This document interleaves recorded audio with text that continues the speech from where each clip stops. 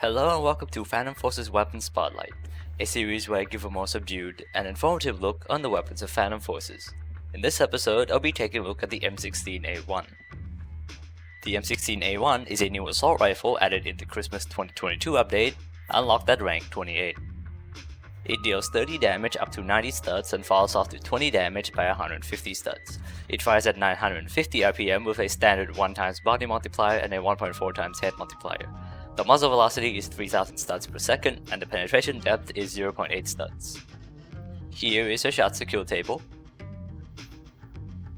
It holds 20 rounds in a magazine with 120 rounds in reserve of 5.56 by 45mm rounds. The reload speed is 1.6 seconds and the empty reload speed is 2.3 seconds. It has a 14.65 box speed and a 15 aim speed. The M16A1 is a bit of an oddball assault rifle. If you notice from the stats, it has very good range, being able to 4-shot kill to the body and 3-shot kill to the head over 100 studs. Other automatics would kill to have such good range. The rate of fire is also very high for an assault rifle, but the downsides are that, this has a lot of recoil that you can't fully manage with attachments, and it has a smaller 20 round mag.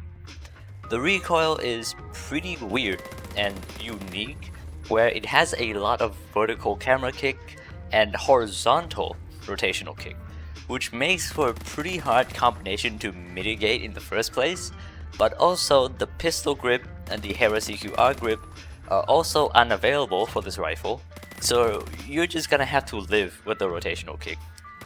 The 20 round mag also doesn't give you much leeway in terms of missing, but your reload speed is top notch, being the fastest reloading assault rifle in the game currently. You also have a higher than average walk speed, which lets you get around maps quicker as well.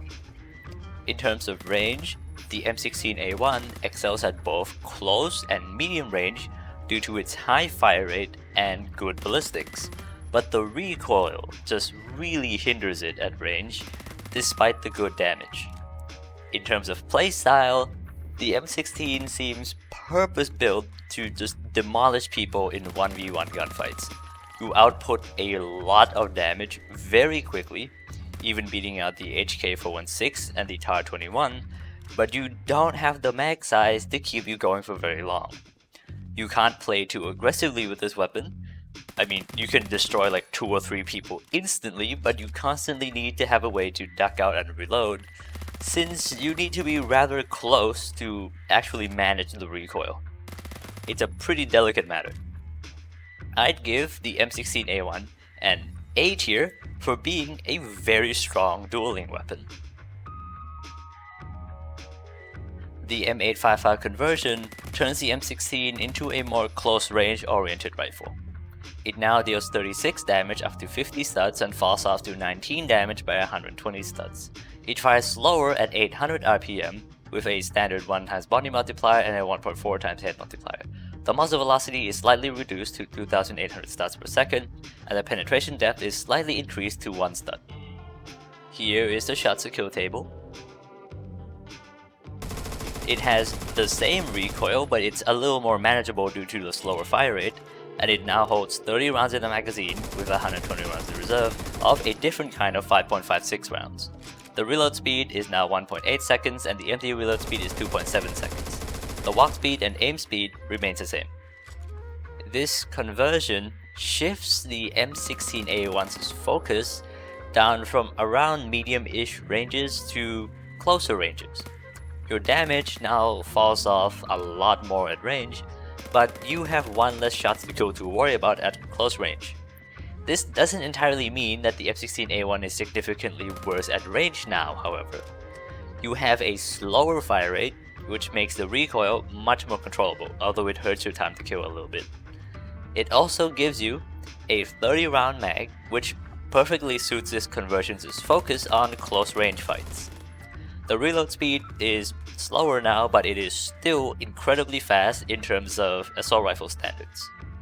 The fast walk speed is also untouched, so you can use it to close the gap on your enemies as well.